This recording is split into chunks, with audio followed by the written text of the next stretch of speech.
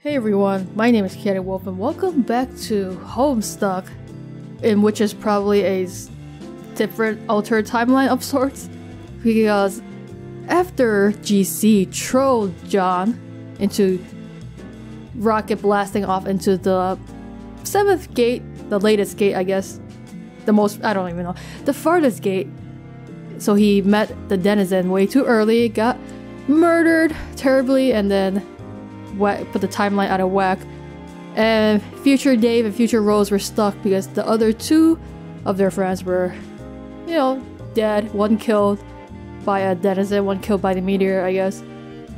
So that put their whole game out of whack, and future Dave had to like go back in time, somehow fix everything, you know, by putting his friendship with John on the line. Be like, trust me dude, I'm your friend. And then he gave all his cool gear to past Dave and merge with the sprite, becoming Dave's sprite. Now Dave and Dave can have great adventures together. With Dave's sprite's future knowledge and past Dave with future Dave's cool gear, they're gonna kick some major ass, presumably. And we did save John from, I guess, you know, getting himself killed because he was gonna, you know, blast off to the 7th gate, but then he was like, oh wait, damn, my buddy Dave is right. So now we're back on some kind of right track, but you know, Dave and Dave's sprite, that's still really weird. But for now, we're just gonna check out, you know, our friend Jack as he ascends.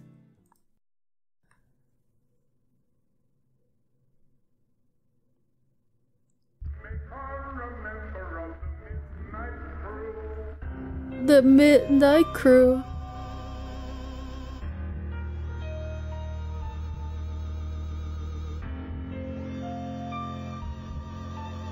Why is Jack even ascending? Last time we met him, he just... Durst. Hey, this is Durst. Last time we saw him, he just told PM to murder the royalty.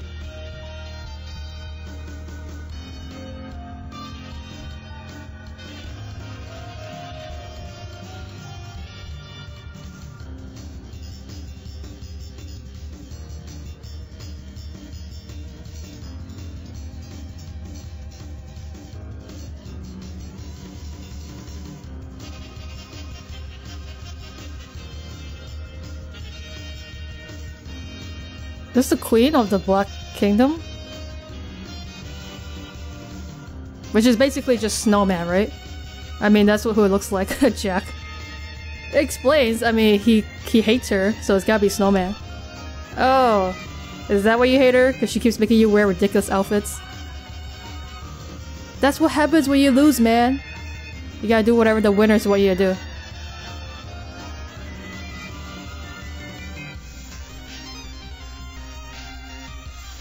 Hey, it's Rose. Dream Rose. Meow? Meow. What is the hidden meaning?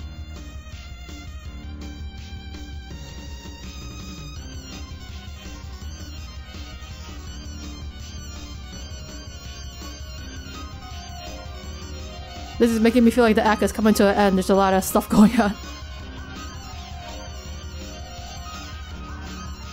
Oh, whoa. What the hell? First of all, gross. Second of all, what?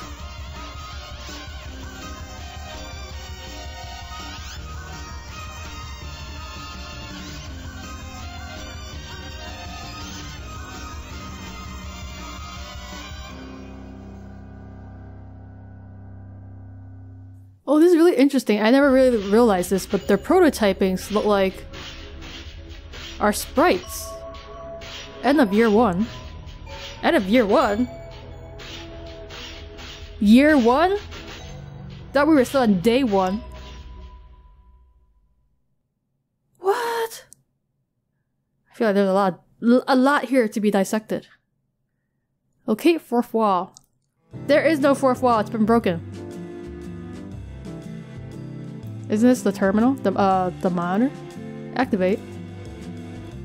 Ding! Whoa, what the hell? We are literally breaking the 4th wall. This is supposed to be like the author, right? Drawing. AH. Andrew Hussey. Engage in highly indulgent self-insertion Insert Shin into story. What the living hell even? What? Oh hell no, this is always such a terrible idea. Leave me alone. Examine wall. What is this?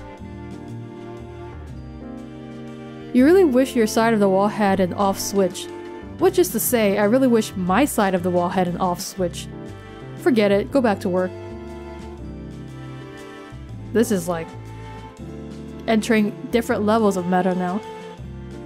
Okay, you're just gonna ask me to recap Homestuck though. I don't know why you want to sit there and watch me type. This is going to be pretty long. Recap first year of Homestuck. Is it because the first 4 acts took like a year to draw? Recap log. Holy crap, dude. It's not a bad idea to recap, I guess. Homestuck began on April 13, 2009. The 13th birthday of our... Are these like just the pages? I assume these are just the pages, okay. The 13th birthday of our chief protagonist and future boy Skylark, John Egbert. 3 days prior was supposed to be the day he received the Esper beta in the mail, but it was running late. It showed up later that afternoon, and after overcoming a variety of domestic adversities, he retrieved the game, along with a birthday package from his internet friend, Dave Strider. John soon established a game connection with another friend, Rose Lalonde, who spent the day badgering him about playing with her. After unsuccessfully attempting to convince Dave to play, upon connecting, Rose was able to manipulate John's environment, move his furniture around via cursor, and restructure the shape of his room. John was unable to do this to Rose's environment, however. He installed a client copy of the beta and required a server copy for that. It really is a recap. The server copy was trapped in his dad's car, along with a birthday package from another friend, Jade Harley. Jade messaged John inquiring about the package. As of this moment, neither her package nor the server copy has been recovered by John. Rose had also prepared a package for John, but had not mailed it yet. It still sits in her room. Dave's package contained the authentic stuffed bunny from Con Air. Actually, this is a really good recap because it explains everything that I would totally miss on my first read through, I think. And I probably did miss a lot of this stuff. In addition to allowing Rose to control John's environment, Esper provided an array of devices Rose deployed throughout John's house. These devices used together provided a system by which the players could manufacture any item using the code on the back of that item's capture log card if they gathered enough grist to pay for it. Later they would learn to combine item codes to master the art of punch card alchemy, whereby items could be fused together in purpose and design. One device on being activated began a countdown and released an entity called a kernel sprite. The countdown ticked down to the moment John's house would be struck by a meteor, destroying his neighborhood. To escape this demise, John had to use the devices to manufacture a special item that looked like a blue apple and take a bite of it in order to transport his entire house just before impact to the safety of a mysterious dark realm, where his house would situate itself atop a tall rock column high above a blanket of clouds. This realm is called the Medium. Before he entered the Medium though, John and Rose prototyped his kernel sprite with the large Harlequin doll his dad got him for his birthday, transforming the sprite to bear its likeness, including the ways the doll was disfigured via earlier hijinks. It had a slashed eye and one arm, and so too did the sprite. When John entered the Medium, the sprite's kernel hatched, thus imbuing all the enemies John and his friends would face with properties of the sprite. The lesser adversaries John faced first, Shell Imps, all wore Harlequin garbs. They became more powerful and more radically mutated with each successive pre-medium prototyping. Yeah, it's so weird. Like, so the ring like prototypes the royalty, queen and king, and I didn't even like notice it until like just pretty much earlier that they actually look like our kernel sprites, because I guess our prototyping prototyped everything. So bizarre.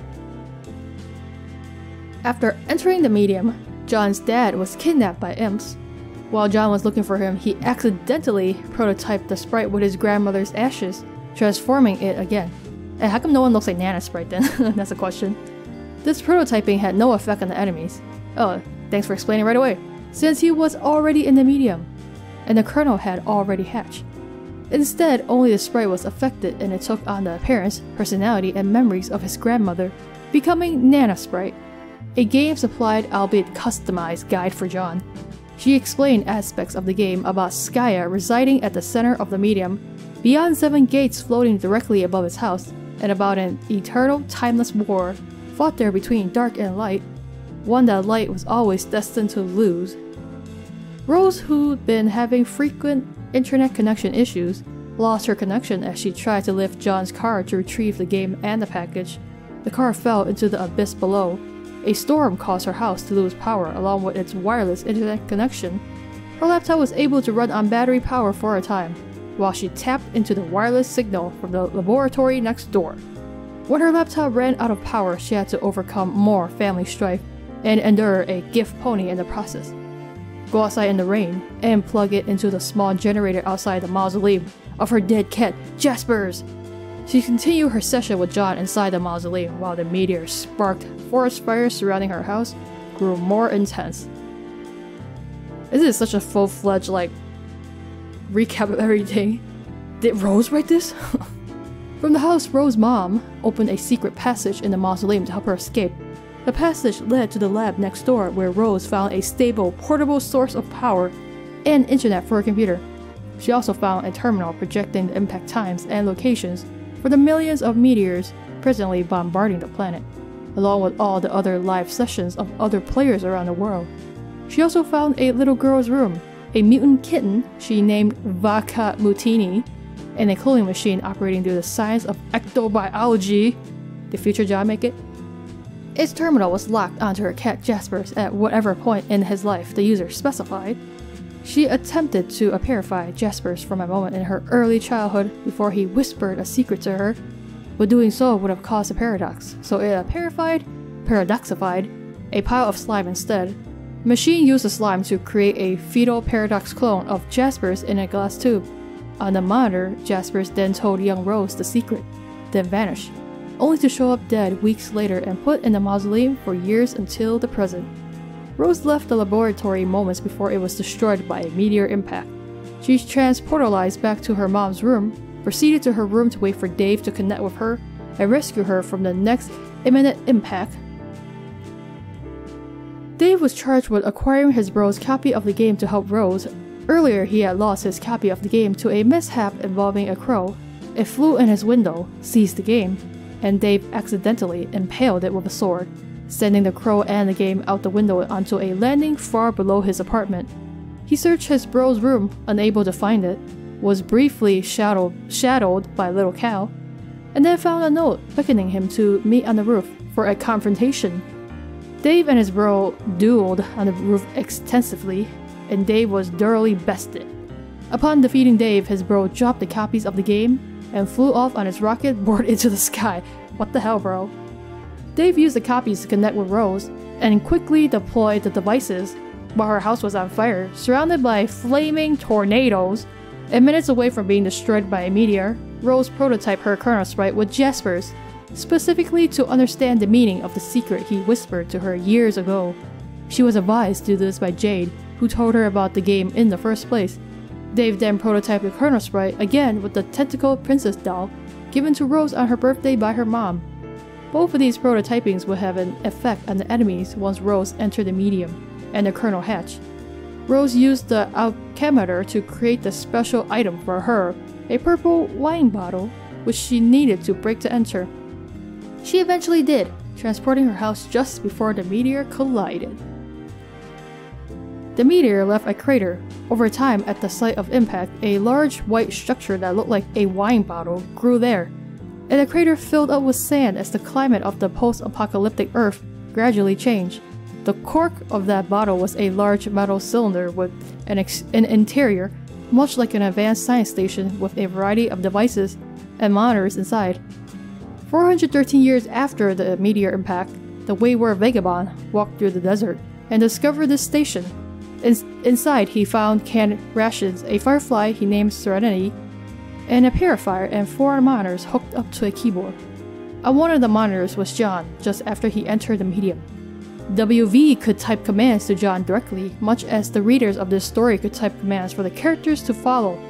Most of John's actions upon entering the medium were authored by WV until he became preoccupied with other activities, such as building a town out of cans, playing chess with cans, and drawing chalk murals depicting the cosmological arrangement of Skya, the medium, the light and dark planets known as Prospit and Durst, and the 4 planets the kids would each occupy upon entering the game, called the Land of Wind and Shade, the Land of Light and Rain, the Land of Wind and Shade for John, the Land of Light and Rain for Rose, the Land of Heat and Clockwork Dave, and Jay's planet, which is yet to be seen.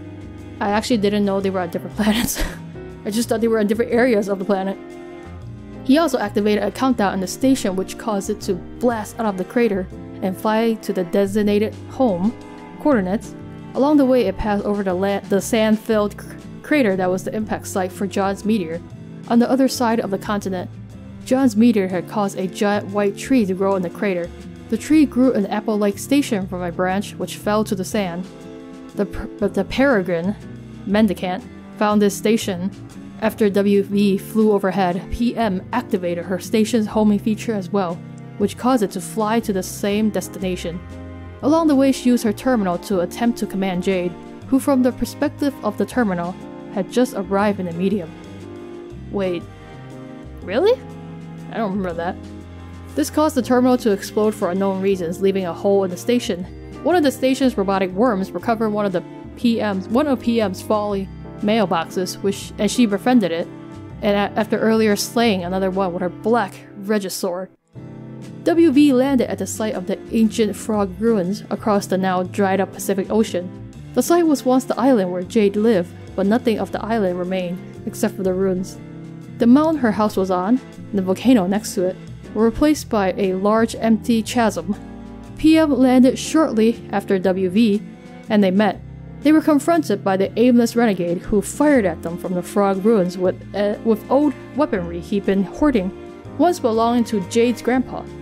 Millions of years ago, the frog ruins grew from a crater struck by a meteor that emerged from a S-bird portal in space. Jade's radioactive, omnipotent space warping dog named Beccaro emerged from this crater as well. Jade's grandpa pioneered this island and built the house Jade lives in. Her grandpa has been dead for many years and stands stuffed in front of the fireplace. She has been looked after by her dog, who she calls Beck. She begins the day with several tasks to accomplish: to feed Beck and to retrieve a birthday package mailed by John. She irradiates a stake and heads outside to the site where the package will be dropped. She knows it will be dropped there because one of the reminders she wears on her fingers jogs her memory about it. She wears them to keep track of the many things she knows about the future, through dreams. She falls asleep frequently and spontaneously. When she sleeps, her dream self is awake and living on the moon that orbits the light planet Prospit. Prospit very closely orbits Skya, a huge sphere of blue sky and clouds which Nana describes as a dormant crucible of unlimited creative potential. When Prospit's moon eclipses Skya, it drifts into Skya for a time. Mingling with the clouds, Dream Jade then witnesses many past and future events in the clouds. While asleep, she is often confused about what is real and what isn't. When she wakes up, she pieces together future events from her memory of the cloud visions and from logs recorded by her Dreambot. Her Dreambot is a robotic surrogate that activates while she sleeps in her bed. It mimics in the real world the movement and actions of her dream self on the moon. It records a video log of what she sees while dreaming. This is like seriously a very good recap because I feel like there's a lot of stuff that I forgot and there's a lot of stuff that I kind of missed, very little details. This is very thorough, man. Prospit's moon has 2 towers of identical design and similar design to Jade's house. Dream Jade lives in one tower. Dream John lives in the other. Dream John is still asleep and John has no knowledge of the dream world, which is to say the entire game session he would initiate on his 13th birthday. When he goes to sleep, instead of waking up on the moon as Jade does, he remains slumbering in his dream room, tormented by his subconscious. This torment is expressed when he sleepwalks, and draws troubling scribbles on the walls of his room. When awake, he cannot see the scribbles, as his subconscious suppresses his awareness of them. It is not until he has a perception-altering revelation about his dad does he begin to see them. He initially believed they were new additions to his room, perhaps scrawled by imps. However, they were present long before, visible in his room while he prepared Jade's birthday package months ago. John prepared a package for each of his 3 friends, whose 13th birthdays were December 1st for Jade, 3rd for Dave, and 4th for Rose. He gave Rose a knitting set, and she then took an intense interest knitting. He gave Dave the pair of shades Ben Stiller wore in Starsky and Hutch, which he wore from then on, replacing the shades in the style his bro wore. He gave Jade a blue version of his own ghost shirt, and some pumpkin seeds to help her replace the pumpkins that kept disappearing from her garden. But she did not receive this on the birthday John attended. She received it in the past, on her birthday when she was very young, causing her to take an interest in gardening in the first place, to take a liking to blue apparel, and to eventually befriend John over the internet and lead him, Rose, and Dave down a path where they would ultimately play this game together. It was all destined to happen. Jade did retrieve his package in the present as planned, but immediately took it to another location where it disappeared. WV in the far future purified it from that location on accident. The package contained further instructions for him. He was to bring it to PM, and she was to use her station's sendificator to send it to another place in time.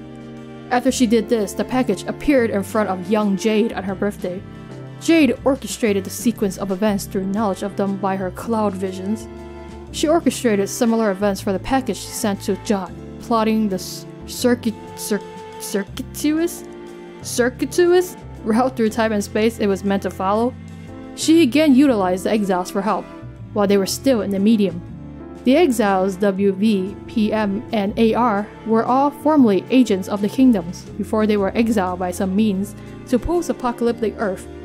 AR, as an authority regulator in the land of wind and shale, discovered the package and the beta copy in John's wrecked car as he gave it a parking ticket.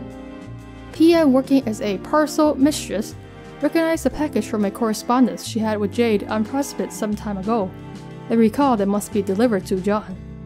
AR would not relinquish the package, though he did give her the beta, which she delivered into a Pisces to satisfy the carved request of a minute tablet.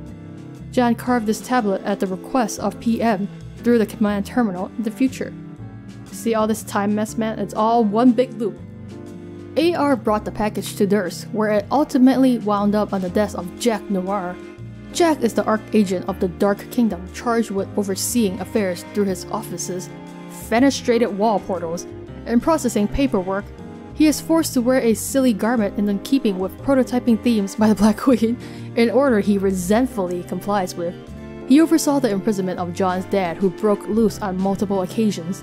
When Jack went to handle it personally, John's dad set Jack's head on fire. In a surly act of gratitude, he released the prisoner. John's dad fled to the land of wind and shale, fought large monsters, got his hat dirty, and lost a shoe. He then carved tablet requests for new ones, which John filled via Pisces, unaware of who requested them. PM followed AR to Durst in hopes of retrieving the package. After wandering around, she encountered the Black Queen on her throne. Both the Light and Dark Kingdoms each have a king and a queen. The queens sit on a throne on Prospect and Durst respectively, ruling the planet. The kings command armies on the battlefield, located at the center of Skya. The queen takes on the attributes supplied by the prototypings due to the 4-orb ring she wears. When the ring is removed, the queen is restored to normal. PM showed the BQ a parking ticket she was pretending to deliver.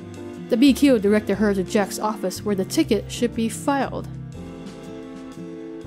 PM met Jack and asked for the package. Jack proposed a deal and gave her a black regisword if she would kill the White Queen and White King and bring him their crowns. He would give her the package. She accepted with little alternative. She then visited the WQ on Prospect and explained the situation, with no intention of carrying out Jack's mission. The WQ, understanding the futility of their situation and the need to recover the package, abdicated and gave PM her crown and her ring. PM was instructed to go find the White King, retrieve his crown, and receive further instruction on what to do with the ring to protect it. WQ would then eventually exile herself to post-apocalypse Earth. On post-apocalypse Earth, after AR fired on WV and PM from the ruins, he spotted WV's pumpkin, which WV had earlier purified from Jade's house. He recognized the carving of Beck's silhouette on the pumpkin. Fearful of it, he surrendered. The three exiles soon became friends over a campfire and shared rations. WV and AR built Exile Town out of cans, mailboxes, and bullets. PM operated WV's station terminal to submit commands to John as he explored the land of wind and shale. In the sky, another station teleported and fell to the ground. It was shaped like an egg, and originated from Dave's meteor impact site. In correspondence with the egg-shaped item, he reused to enter the medium. Emerging from this station was the wind-swept questant, formerly the White Queen. AR and WV sought to impress WQ by crafting a crown for her out of a mailbox. She refused the distinction, instead giving it to PM, who has successfully completed her mission to deliver Jade's package to John in a distant past. The means by which she went about this have yet to be seen. Dun dun dun. John entered the land of wind and shale, Loas, by having Rose build up his house to the first gate, fighting through many imps and or ogres with his powerful new alchemized weapons, and entering the gate. This took him to a location beneath the clouds, far below his house. The Loas turned out to be a large windy planet, full of dark terrain, incandescent trees, networks of pipes and oily rivers. In addition to hosting more powerful adversaries, the land is occupied by friendly consorts, a race of salamanders. They help John understand the mythos of the land, and inform him of the planet's persecution by a sleeping denizen, which is responsible for clogging the pipes with oil and trapping fireflies under the clouds. Each planet has a sleeping denizen, which the players must first wake, then kill. In the course of their journey through the Seven Gates, Rose's planet, the land of light and rain, Lolar, is a multicolored ocean planet with white sandy islands and pink ruins. It has a denizen responsible for killing all life in the water. Dave's planet, the land of heat and clockwork, Lohawk, is a lava planet covered in industrial steel frame structures and turning gears, and has a denizen of yet unknown qualities. Killing the denizens releases a huge grist horde buried at the core of the planet, which is then used to fuel a process known as the ultimate alchemy. Along the way, the kids are meant to learn about their destined roles in this quest as the Heir of Breath, John, Seer of Light, Rose, Knight of Time, Dave, and Witch of Space, Jade. Over the course of their quest, the Dark Kingdom will inevitably defeat the Light Kingdom. The Black Queen and King will take control and initiate the Reckoning. This affects a belt of meteors called the Veil, which orbits far from Skya, between the 4 planets and Durst, and is host to various lab facilities used by the kingdoms. The Reckoning causes the meteors to descend on Skya, ultimately destroying it, unless the Black Queen and King can be defeated in time. Skya, however, buys time by opening defense portals to catch many of the meteors, redirecting them elsewhere in space and time. Is that why we got hit? That's really rude, man. This is the generic template for the way the game is supposed to proceed. It can deviate from this model, however, depending on the actions of the players, and the details of the game mythology presented is unique to each group of players and their session. Long before John and his friends started playing the game, another group of players have been persistently trolling them, particularly Jade. They are furious about an action she will take that will cause major problems in the 4 Kids game session, and inevitably lead to their defeat. Specifically, Jade will send a package to John, apparently containing a powerful weapon he will need later, but the package winds up in the hands of Jack Noir, leading to dire consequences. They allude to other things she will do that will lead to not only trouble for the 4 kids, but the troll players as well. Oh, that's bad, man. You know, Jade was just trying to do her best to help her friends, but I guess that led to bad things. The trolls consist of 12 kids from an alien planet who went through the same process as John and his friends, escaping from the annihilation of their planet via meteors, and into the medium to play the game. Their game session is entirely separate from that of the 4 kids. It has the same basic template with its own Skya, Prospect, Durst, Veil, and a planet for each troll. That's a lot of planets. But separate game instances of these, they also have different instances of the same character templates such as the King and Queens and agents like Jack Noir. The trolls have completed their game session with yet unknown results. They now reside on a meteor in their veil, sitting at terminals trolling John and Co. From their terminals, they can choose any point in the past or future of the kids to troll, and observe what they're doing at the moment. As a group, their only stated objective is to harass the kids, which they do so haphazardly throughout different points in the kids' timeline. Though they can choose any point on the kids' timeline to talk, they're mostly resigned to the understanding that no matter what they do, they can't change the outcome of the kids' actions. That's why they're screwing with us, because they know it makes no difference. The four most vociferous trolls so far has been Carcinogeneticist, Gallows Calibrator, Grim Auxiliatrix, and Adios Torador, so there has been only mainly 4 that we've been talking to. The other 8 being... oh, you're just gonna reveal all of them right now, huh? The other 8 being Apocalypse Arison, Twin Armageddons, Arsenic Catnip, Arachnid's Grip, Centaur's Testicle, oh wow, Terminally Capricious. Hey, these are all like kinda sorta related to the zodiacs, right? Maybe? I don't know. Caligulus, Aquarium, and Cuttlefish Kohler, each yet to be heard from. Carcinogenesis, CG, appears to have spearheaded the group's trolling campaign. Oh, thanks a lot, dude. While he was in the thick of his game session, the Exile commanding him from a terminal in the apocalyptic future was Spade Slick. Wait, what? How come your Exiles are different? Your Exiles are the bad guys, aren't they? This is one difference between his game session and John's, who had WV as an Exile commanding him. In CG's session, his version of Jack Noir became exiled along the way and took on the name Spade Slick. 3 other agents were exiled, and the 4 of them formed a gang called the Midnight Crew and spent years building up a dark city in the future wasteland of the Trolls' dead planet.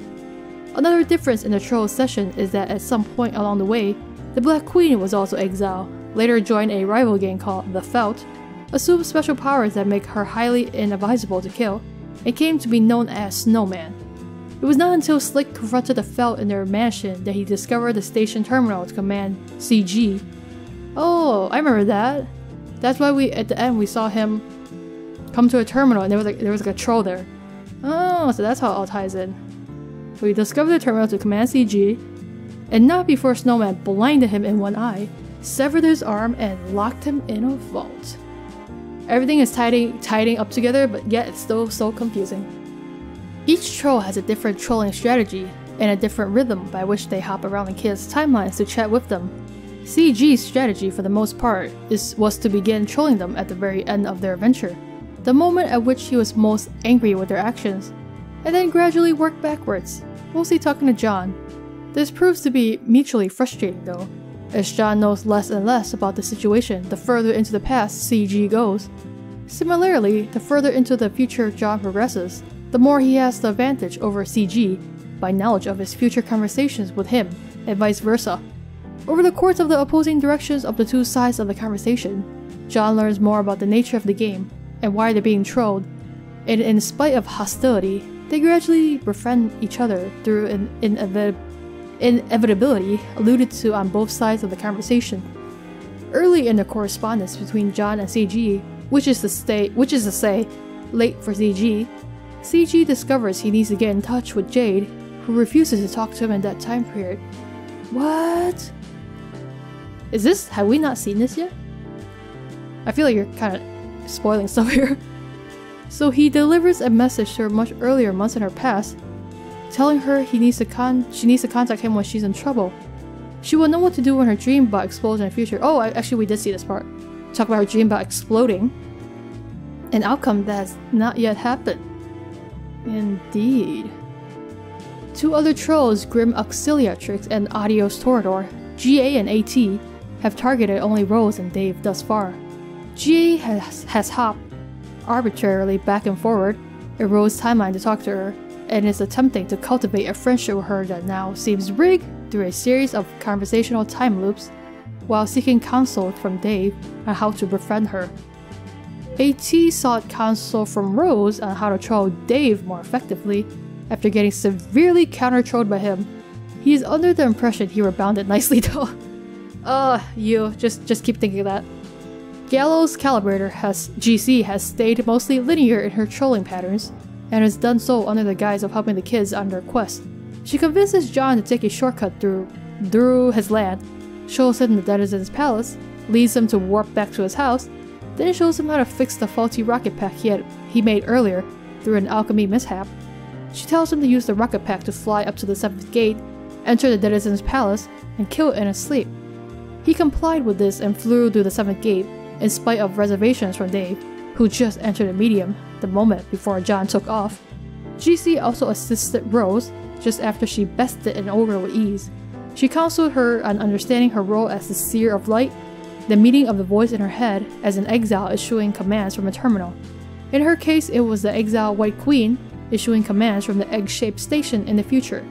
Since Dave is Rose's server player, the terminal station from Dave's impact site issues commands to Rose, just as the station at Rose's site which WFE found issues commands to John, her client player. That actually makes a lot of sense.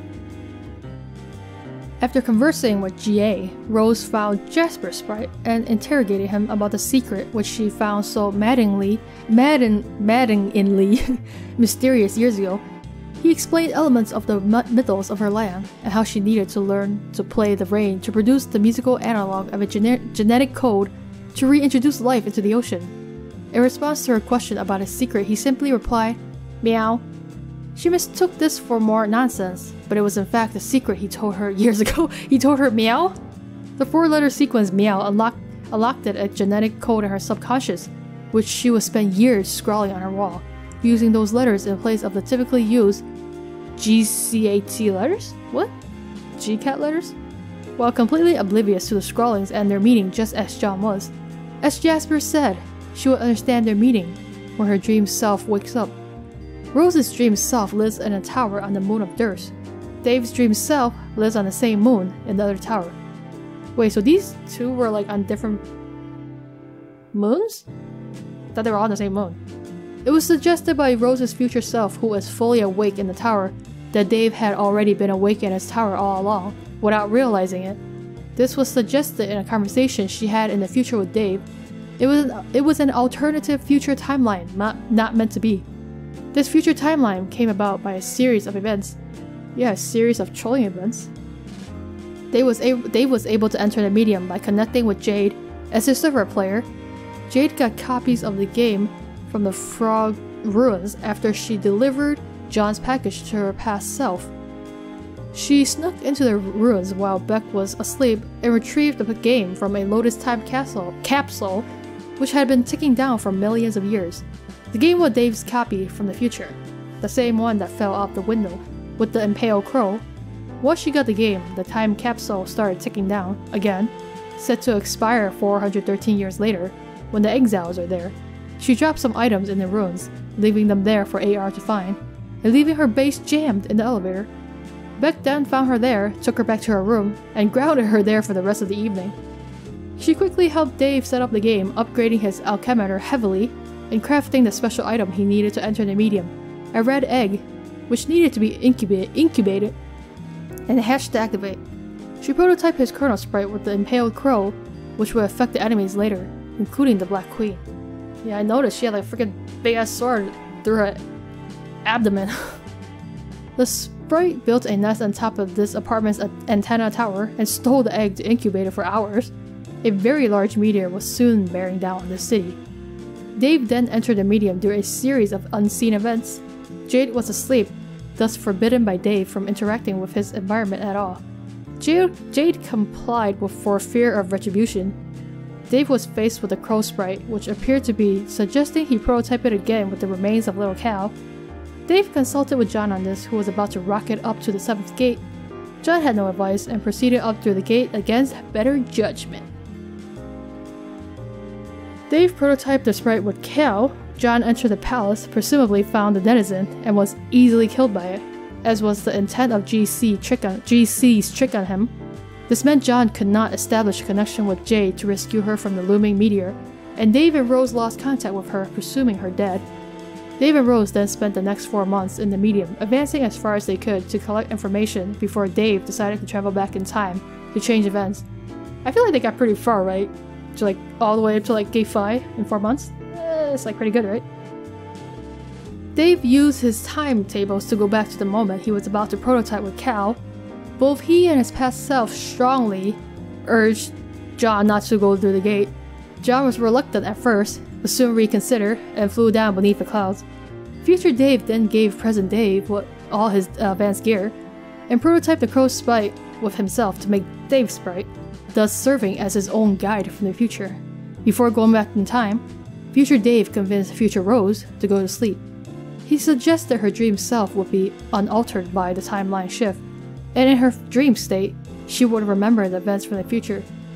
When Dave went back, Rose's future dream self assumed the position of Rose's present dream self. Rose fell asleep, and on Durst's moon, she instantly woke up. She then saw all the genetic scrawling she did in meow letters, and understood their meaning. Meanwhile, on Durst below, the Black Queen again insisted that Jack Noir abide by the dress code.